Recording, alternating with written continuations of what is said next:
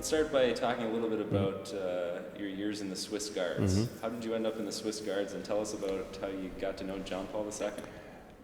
So the way I ended up in the Swiss Guard, it helps to know that the Swiss Guard is a foreign legion, so it's not a part of the Swiss army or anything like that. It's completely separate from Switzerland. It's a foreign legion, but the Swiss Guards insist that before you go there, you do the Swiss military service first, and that's relatively easy because everybody has to do it. So I did my Swiss military service and then applied to come here to join the Swiss Guards. I did that mostly, when I learned that I could become a bodyguard and they would pay me for it, at 20, I'm like, okay, I'm gonna have to do that. And it was actually there wasn't really anything religious that played into this. I was fairly secular at the time, growing up in the 70s, 80s. I'm definitely a product of that, of secular Switzerland. And so I signed up for that because I thought being a bodyguard was pretty good. And so that's how I arrived here. But then, I went through the recruit school and I got to do my service. And as the service in the Swiss Guards, you're not like there talking with the Pope all the time, but you're there all the time. It's like if the Pope would be here, there would be a few of us around, And so I see him, I see what he does, and we have some interactions.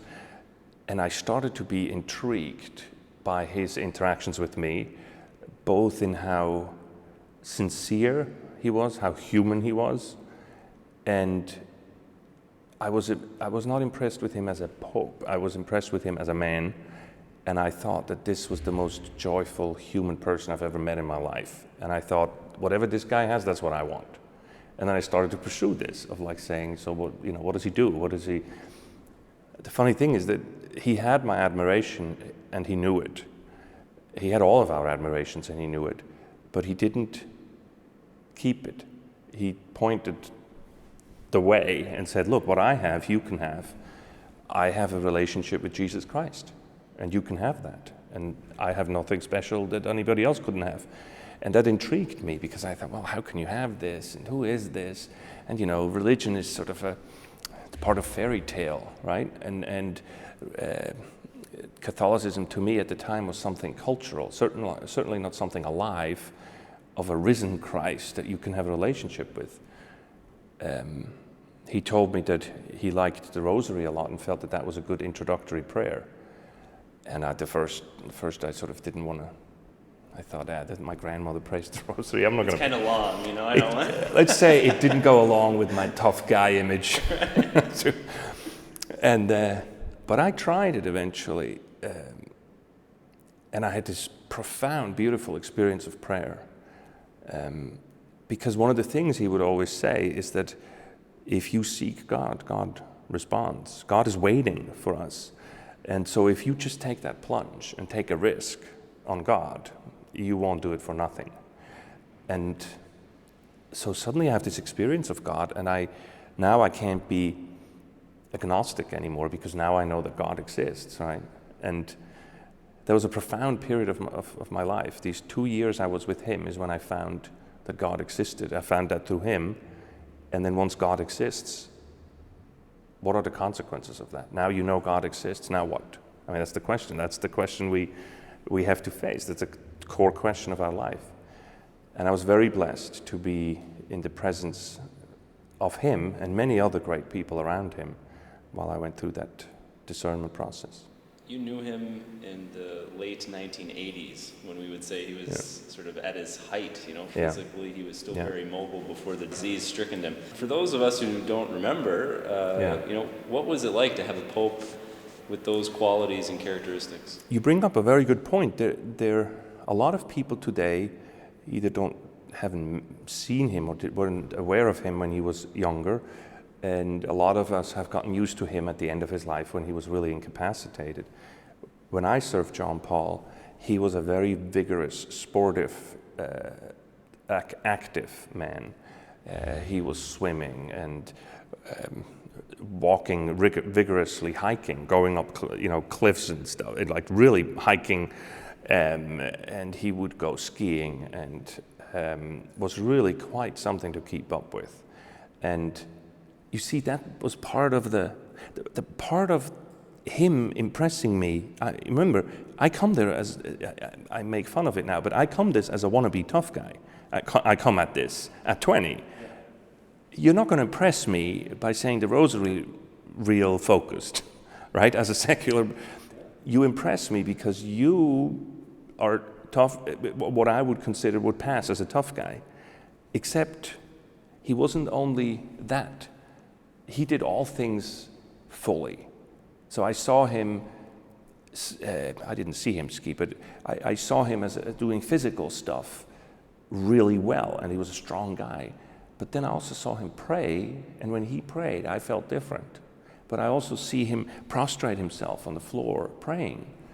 I see him asking to invite the circus to come and perform, and see him laugh like there's no tomorrow. I see him come to our barracks and have a drink with us, and laugh and jovial and tell a joke and want us and then sing something and being curious about our life. I see him all doing all these things, and then I see him write and speak and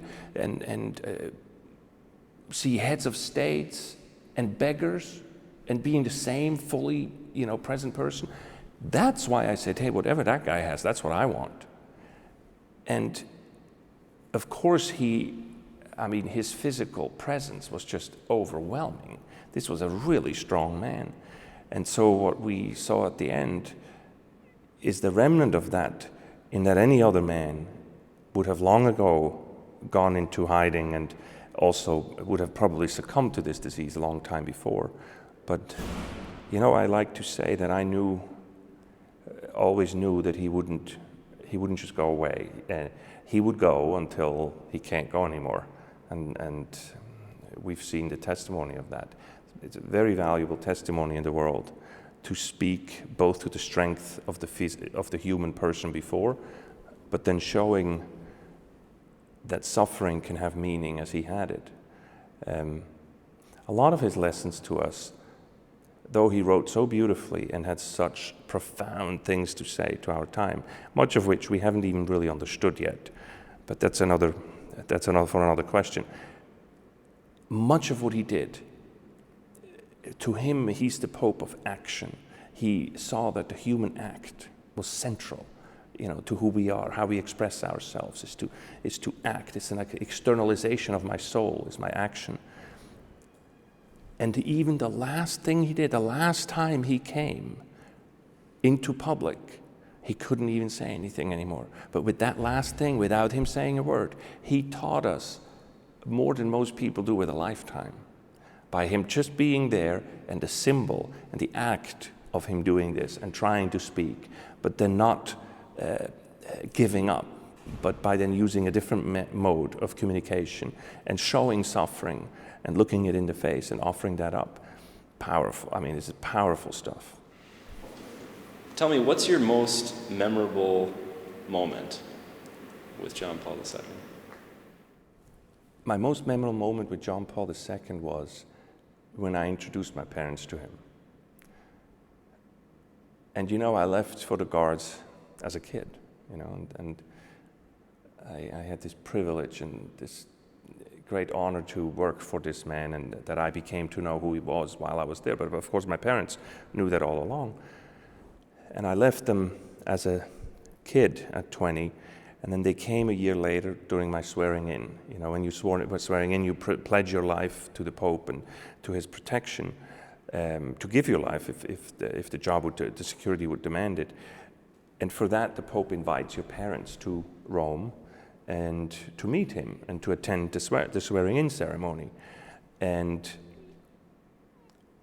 I remember we had Mass with him, and then afterwards we got ready, and we all, each guard with his parents could walk up to John Paul, and he would have a little private audience with us. And when I walked up towards him, and there's the Pope and my parents, and we walk up, it's the first time that my parents held my hand. We held hands, but it was them holding my hand and not me holding their hand. And as soon as we were in front of him, he says, "Oh, Andreas, my highest, tallest guard," and my mother just starts to cry. And it was a beautiful change in relationship. It's a coming of age, and how he then played to me, to give me honor in front of my parents, is something that somebody who you work for is a beautiful thing to do. And so when you see today, when you meet somebody that may be one of your employees, you meet their parents or their family, to be able to say something profoundly, purposefully nice about this person to the people around is a really beautiful gift. And that's what he gave me. He role modeled this for me. I tried to do this today myself. That was a defining moment, both with him, but also for me with my parents. You learned a lot of leadership qualities from John Paul II, as evident from your book that you wrote from the years that you knew him, called The Pope and the CEO. Mm-hmm. What was the most profound lesson that John Paul II taught you and taught us about leadership? I would have to say that aspect of humility. Remember how I said that I admired him like people would admire a great guy. We have this today in popular culture. People get admired. People at work, a big famous CEO or somebody who's successful as an entrepreneur. It's like a celebrity culture that we celebrity live in, culture. Well, he was my celebrity. He didn't keep that. He didn't keep it. He pointed it away. Are we taking and sucking this in ourselves and let the focus, the bullseye, be on us? Or do we become a way sign? And in business, that's the same way. I'm not saying that every business person has to be faith-filled or Catholic or Christian or have any faith. But what I'm saying is, do you keep this to yourself or do you point at something bigger, greater? True leaders transcend. The leadership is not about them. It's about a greater cause. And that makes a successful organization. That's something he did in one of the largest organizations in the world. And the organization that should do this most and best of all is the church, where he pointed to Christ, something more transcendent than just him as a personality culture. When you were working with him in those years, did you think of him as a saint? When I worked later on, yes, but when I was in his presence, I didn't think in those terms. I had nascent faith, and to me he was somebody who encouraged me in that faith, and so I didn't think that far ahead, but I certainly felt that this was the most fully human guy I've ever met, and so I was in awe of the man, and he knew that I had a faith conversion while I was there, and I didn't think in those times as a saint or so. What I thought of is as spiritual guide, spiritual father, kind of. That's more the category I had in mind. I'm going to jump back now just a little bit to the conversation about leadership and business ethics and that kind of thing. Now that the Catholic faith informs your perspective on these things, from all the things that you've learned, what do you think is really at the heart of the economic crisis and the leadership crisis that we seem to have in our world today? John Paul was very careful in pointing out what business is all about. He would call it a business, he calls it a kaczynka. It means, in Polish, I understand, it means a little family. And just like a little family, it should reflect the larger family, namely a marriage. It's a shadow of it. A marriage is a sacrament and so on, but I'm talking in principle, like as a shadow of marriage. A marriage has to be profoundly creative, because marriage reflects God. And God is first and most the creator. And we imitate God by creating ourselves. That comes back to the act, right? And the primary act of marriage is to be creative, to create, right? We get the privilege to create a human being that will never die, right? Well, the primary objective of a business ought to be to create. It has to be creative. If your business doesn't produce goods that are truly good or provide services that truly serve, then you're not really doing business. If all you're doing is betting on somebody's failure, or all you're doing is do derivatives of derivatives of derivatives, which caused our failure, then you're not really doing, your work isn't anymore reflecting God's image of creativity, of being creative. And when I mean creative, and I mean creative in the sense of creating something out of nothing, from thought to product or from thought to service, if that's not what you're doing anymore, and those goods aren't truly good, and those services don't truly serve, then you're not imitating God with your work anymore. And I think that's at the core of today's business and leadership crisis. What do you think is the way out? The way out is a reimagining of work, and a reimagining, going back to the basics of figuring out what this is all for. Profits are absolutely important, but in business, profits, it's not, the way to go is not to say, oh, we have to be non-profit, or profit is an evil word and everything. No, actually, no. You wouldn't want to have a garden without fruits, right? It's just that profits to a company are a bit like white blood cells to a human person. If you're watching this or you're sitting here, you're not thinking about white blood cells right now, right? Not until you said it. And you're not trying to produce them, but if you wouldn't have them, you wouldn't survive. You'd die pretty quickly. Well, that's profit to a company. The company can't sit here and say, oh, profit, profit, profit. As a matter of fact, you're not controlling profit. That's not what you control. What you control is your creativity, your culture, what you're all about. That's what and then the profit is an effect of that, one of the effects of it. So absolutely, it's essential, even moral, to have a profit, I think. But we have to go back to saying, what is work? If work is truly our acting in imitation of God, first thing we know about God the Creator. First thing the Bible tells you, he works. First thing we do then, he gives us the charge to you're made in my image and likeness. Go forth and work also. Finish my job here, in the garden. When we work, therefore, in that image of God, we don't just make more, we become more. By working, we become more human. And we become more human because we imitate God. Eventually, this is why work is a path to holiness. That's why it's a vocation. And we have to go back to saying that business is a noble vocation. Business is a good thing to do. But we have to understand out of what energy, out of what perspective we're doing business and who we're doing business for. The Catholic Church has, for a long time now, spoken on social and economic issues and matters, especially in the 20th century, since the beginning of the 20th century. How have you seen that teaching or that doctrine develop? I mean, you knew John Paul II, he spoke very often about the social inequities around the world. We know that Pope Francis now is someone who's very close to the poor, who's very concerned about global poverty, refugees, things like that. How have you seen the Catholic social teaching develop in the last 100 years or so, and where do you think it's pointing us today? I think the core of social teaching comes from that recognition that work is our expression and our participation in God's creative power. Therefore, there is a right to work. It's a right to develop. Work is part of the common good, to fully flourish who we are.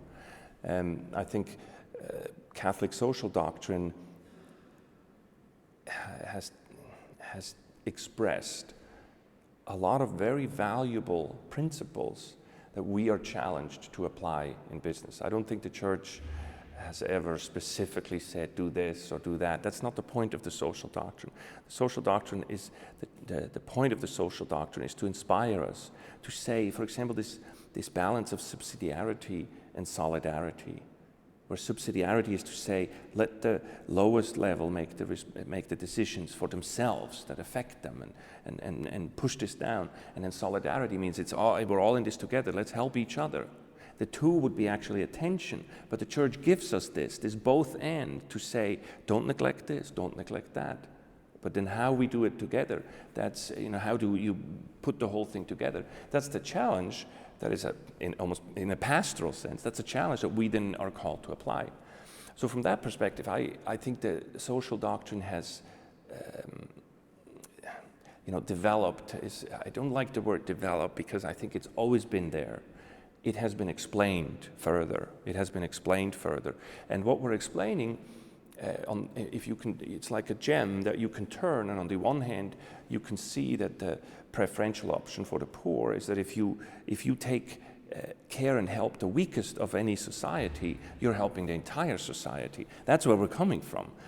Also, what we should do is to help the people at the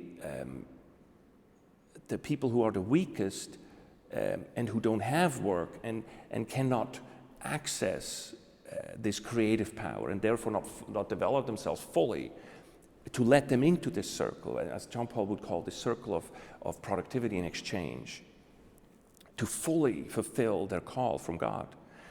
A greatly misunderstood thing is that the church is not business hostile, is not hostile towards business.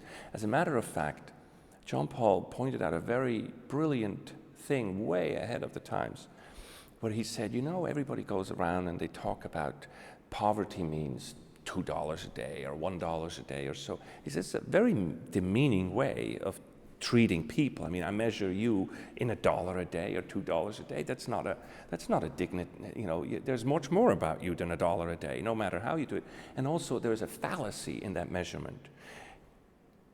I want to point out, or I think John Paul would point out, that measuring humanity by this many have $1 a day, and this many $2 a day, and then you have $1,000 a day, that calls for a redistribution of wealth. Yet, when we really look at what the problem is, in economics, we see businesses to make money. The economy is not a fixed sum, a fixed pie game, you know, a zero-sum game.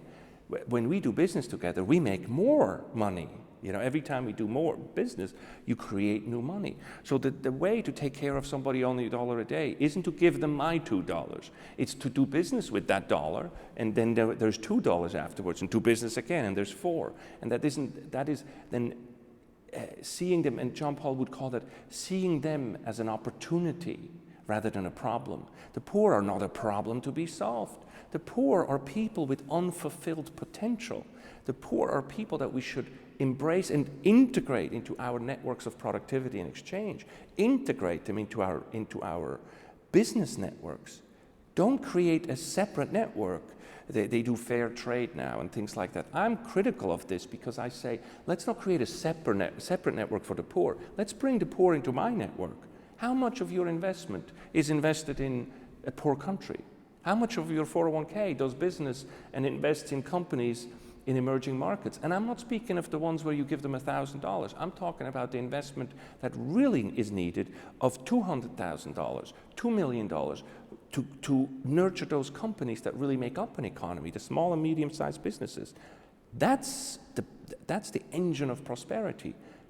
Yet we are happy to give charity to the poor, but we're not happy to do business with the poor. And I think this is where the church calls us to task, to say you need to integrate the poor into your networks. You need to do business with the poor. And we have a lot, you know, you have to say our system has a long way to go on that. Mm-hmm. And so do Catholics in understanding what's at the heart of this teaching? A large part and inspiration of the business school at Catholic University is exactly this. How do you do business based on human dignity, based on virtue, and the idea that business is our call, is a noble vocation, is our call to imitate God and to participate in God's creative power. And I'm excited about it because I don't see any other school do it. And we are a brand new business school, and we have a lot of plans and a lot of ideas of how we can do this and how we can work with our students to elaborate and explore these issues. One final question for you. What would you say is the greatest contribution of St. John Paul II for humanity? St. John Paul. You know, the quick logical answer people expect is this whole the fall of communism and the USSR and so on. And I think that's important, but in a somewhat of a short term, and I don't mean to offend that question, in somewhat of a short term. I think long term, what he did is he has, in my opinion, concluded an age that started with Descartes, with the Enlightenment, with the great questions of this separation of spirit and physical, with the body and the spirit. I think, therefore I am, and I can't prove you anything. And that has led humanity into a great odyssey of all kinds of things, and we've seen that through the Enlightenment. And I believe that John Paul, through his writings and his philosophy, specifically through his theology of the body, has given us answers to that. And that is a bookend to one of the great crises in humanity, an existential crisis. And the reason why I'm very happy about the canonization, and that this really is a resurgence of interest in his work, that I hope will continue. For us, this is a task that will go on 50 or 100 or more years, like some of the great thinkers in the church. I would compare him to people like Augustine or St. Thomas, that we are going to chew on this for a while. But he has given us some of these great answers and great pointers of where to go with the thinking about what it means to be human, that go far beyond just Christianity. And I think in the big picture, I think that's what John Paul the Great will be remembered for. Andreas Widmer, thank you very much for taking some time to speak to us today. Thanks for having me. It was my pleasure.